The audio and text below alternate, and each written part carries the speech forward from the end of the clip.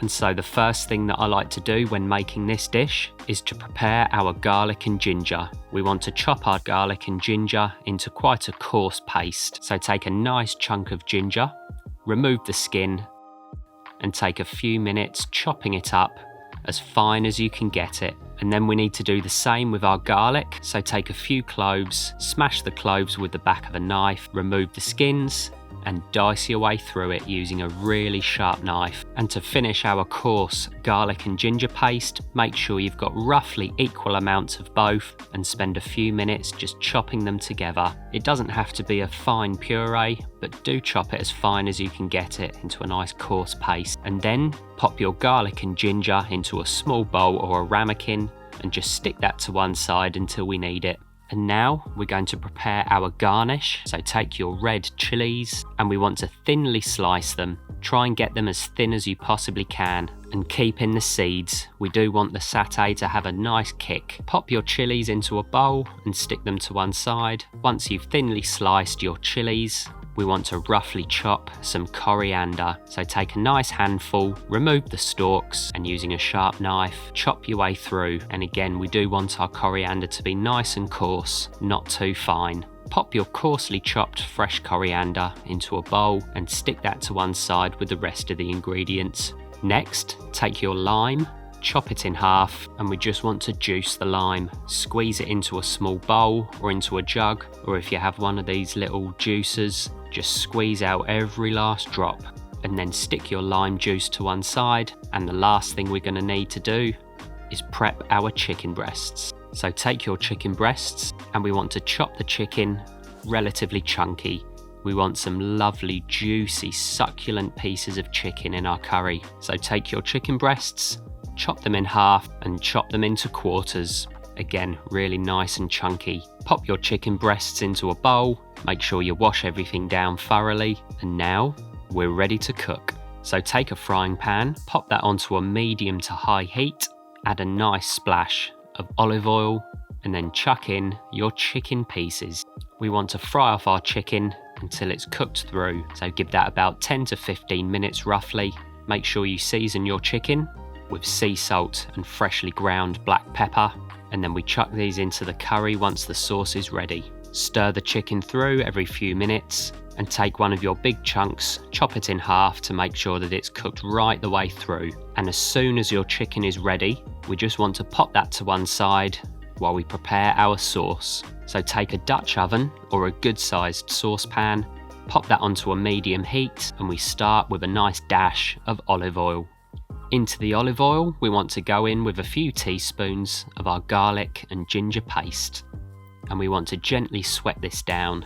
Then chuck in a nice pinch of chili flakes and a tablespoon or two of your curry powder. Give this a good stir and then drizzle in about a teaspoon or two of your honey. We can adjust the sweetness at the end if needs be. And then we want to add our lime juice and equal amounts of our dark soy sauce and fish sauce. We want about a tablespoon of each. And then, the star of the show, we want to drop in our peanut butter. So drop in a good few tablespoons. Here I've used a really good quality organic peanut butter, which consists of 100% peanuts. No palm oil, sugar, or anything else like that. This is the best way to go. And here I'm using a smooth peanut butter, but you can use chunky if you want. Give the mixture a really good stir through, and then we want to pour in our coconut milk. At first it will be very watery, but this does not matter. And what we want to do is turn the heat down and slowly stir through and heat and thicken our sauce. The most important thing here is to not let the sauce boil or else it will split. So very gently and slowly stir your sauce, and at this point we want to season, so go in with a nice pinch of sea salt, give it a try, and you may want to add in a touch more honey if you want. If it starts to bubble at all, I like to turn the heat down a touch or take it off the heat for a minute or two. Keep stirring, it will start to thicken up, and at this point we want to chuck back in our chicken, and that will take a few minutes just to warm through again and thicken up to however you want it. So chuck it in, give it a stir.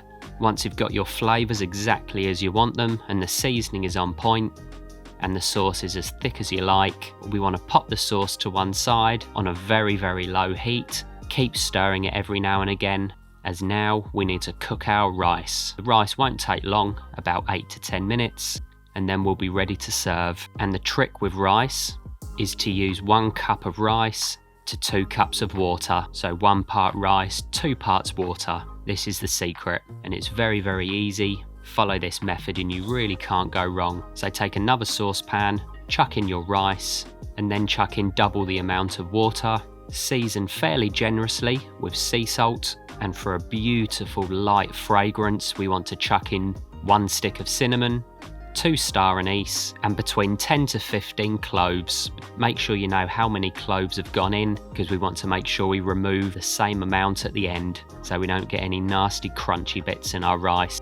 And then pop on a lid, bring the rice to a boil, and as soon as it hits boiling point, turn the heat down a touch, and we just want to let it aggressively simmer for about 8 to 10 minutes. After about 8 to 10 minutes, give or take, remove the lid from your rice and take a minute to remove the spices. Gently fork the rice, and as you can see, the rice is perfectly cooked, light and fluffy. And so now we're ready to serve our lovely chicken satay curry. So I like to add a nice pile of rice to the plate, and then a few spoonfuls of our lovely chicken satay curry. Once you've got your rice and curry on the plate, we want to finish with a sprinkle of our coriander and our finely sliced chili. So scatter them both over the top, and there you have one of my all-time favourite meals when I was growing up as a kid. Now this is not 100% traditional, the recipe, but it's just the way I like to do it, and it's my version. So give it a try, and I'm sure you will not be disappointed, guys.